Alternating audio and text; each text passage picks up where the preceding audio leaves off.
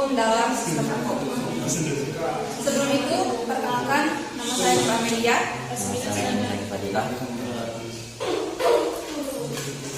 Langsung saja pada materi. Jadi, yang pertama itu pengertian asas hukum. Asas hukum adalah prinsip yang dianggap dasar atau fundament hukum. Karena itu, bahwa asas hukum merupakan jantung dari peraturan hukum. Dikatakan demikian karena asas hukum merupakan landasan yang paling luas bagi lahirnya suatu peraturan hukum. Jadi, maksudnya asas hukum ini adalah suatu fondasi atau suatu asas yang digunakan untuk membuat suatu aturan hukum atau suatu norma hukum. Selanjutnya, pengertian norma hukum. Norma hukum berisi ketentuan, perintah, kewajiban, atau larangan agar dalam kehidupan bermasyarakat dapat tercipta suatu ketertiban dan keadilan aturan sosial yang dibuat oleh lembaga-lembaga tertentu, salah satunya masyarakat. Jadi, norma hukum ini adalah hasil dari aturan yang dibuat dengan melihat asas hukum tadi. Jadi norma hukum ini sebagai aturan yang berisi larangan atau perintah untuk mengatur kehidupan bermasyarakat. Selanjutnya ada asas-asas hukum yang berlaku dalam suatu sistem hukum. Yang pertama ada asas lex superior derogat legi inferiori. Asas ini menyatakan bahwa peraturan yang lebih rendah tidak boleh bertentangan dengan peraturan yang lebih tinggi. Dengan demikian, peraturan yang lebih tinggi akan menyampingkan peraturan yang lebih rendah. Asas ini hanya berlaku terhadap dua peraturan yang secara hierarki tidak sederajat dan saling bertentangan.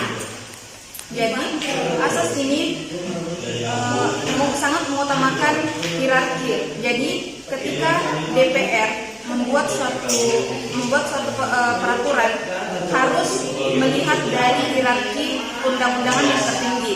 Jadi misalnya DPR ingin membuat undang-undang, ia harus mempertimbangkan, ia harus memastikan bahwa undang-undang itu tidak bertentangan dengan TAP MPR dan Undang-Undang Dasar 1945.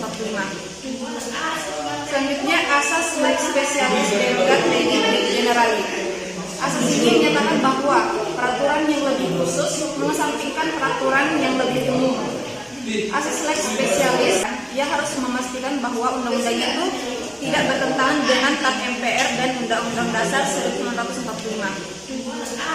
Selanjutnya asas lex specialis derogat legi generalis. Asas ini menyatakan bahwa peraturan yang lebih khusus mengesampingkan peraturan yang lebih umum. Asas lex specialis hanya berlaku terhadap dua peraturan yang secara hierarki sederajat dan mengatur mengenai materi yang sama. Jadi, ketika ada peraturan yang lebih khusus, maka peraturan yang lebih umum akan dikesampingkan. Misalnya, peraturan umum yaitu bupati, gubernur diangkat dengan melakukan dengan cara demokratis. Namun di beberapa daerah, misalnya di Provinsi DKI Jakarta, wali kota dan bupati ditunjuk oleh gubernur sesuai dengan Undang-Undang Administrasi DKI Jakarta. Jadi undang-undang gubernur, bupati dan wali kota harus dipilih secara demokratis akan dikesampingkan dan lebih memilih undang-undang di daerah yang khusus tadi. Yang ketiga ada asas lex posterior derogat legi priori. Asas ini berarti peraturan yang baru mengesampingkan peraturan yang lama. Asas ini bertujuan untuk mencegah ketidakpastian hukum yang mungkin timbul manakala terdapat dua peraturan yang sederajat berdasarkan hierarki. Jadi ketika ada amandemen pada sebuah aturan, maka aturan yang lama itu sudah tidak diberlakukan. Selanjutnya pengertian asas-asas umum pemerintahan yang baik. Asas-asas umum pemerintahan yang baik adalah asas-asas umum yang dijadikan dasar dan cara dalam penyelenggaraan pemerintahan yang baik, sehingga penyelenggaraan pemerintahan menjadi baik, sopan, adil, terhormat, dan bebas dari kejahatan, pelanggaran peraturan, tindakan penyalahgunaan wewenang, serta tindakan sewenang-wenang. Selanjutnya prinsip-prinsip umum pemerintahan yang baik. Yang pertama ada akuntabilitas.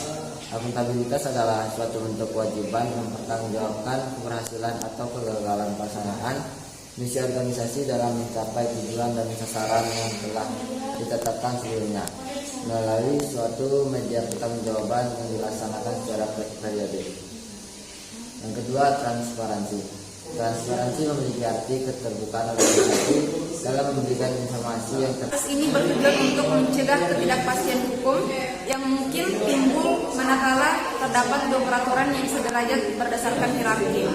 Jadi ketika ada amandemen pada sebuah aturan, maka aturan yang lama itu sudah tidak diberlakukan. Selanjutnya pengertian asas-asas umum pemerintahan yang baik.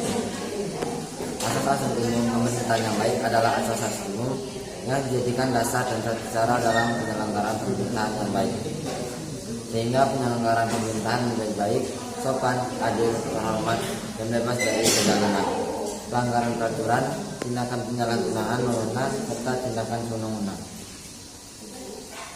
Selanjutnya prinsip-prinsip umum pemerintahan yang baik. Yang pertama ada akuntabilitas.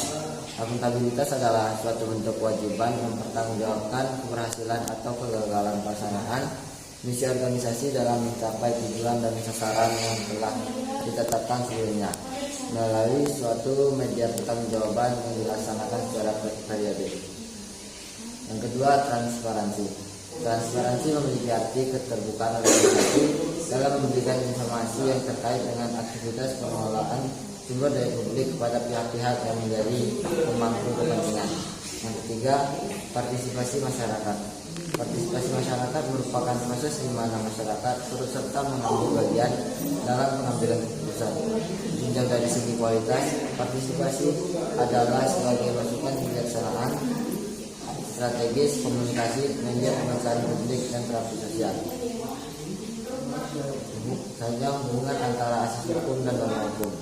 Hubungan antara norma hukum dengan asas hukum dalam satu sistem hukum adalah asas hukum sebagai kaidah yang fundamental yang menjadi pikiran-pikiran dasar yang terdapat di dalam satu sistem hukum yang dirumuskan menjadi aturan-aturan perundang-undangan. Sekian dari presentasi kelompok kami. Mohon maaf jika ada kesalahan kata. Sekian, wassalamualaikum warahmatullahi wabarakatuh. Assalamualaikum warahmatullahi wabarakatuh. Di sini kami dari kelompok 8 akan mempresentasikan asas hukum dan norma hukum dalam sistem hukum. Selamat menyaksikan.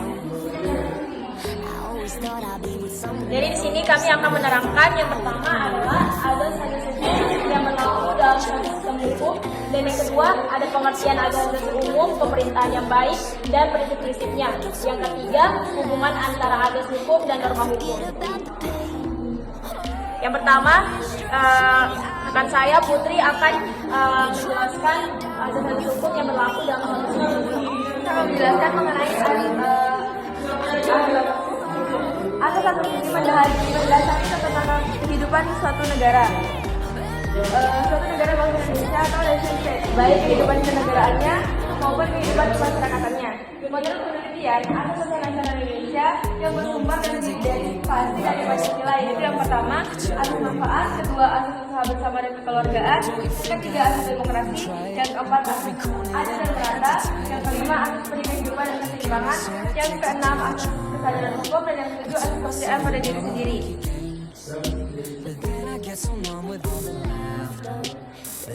Dan saya akan menjelaskan yang pertama adalah asas manfaat. Asas manfaat terkait dengan pasal 33 ayat 3 Undang-Undang Dasar Negara Republik Indonesia tahun 1945 bahwa bumi dan air dan kekayaan alam yang terkandung di dalamnya dikuasai oleh negara dan dipergunakan untuk sebesar-besarnya kemakmuran rakyat.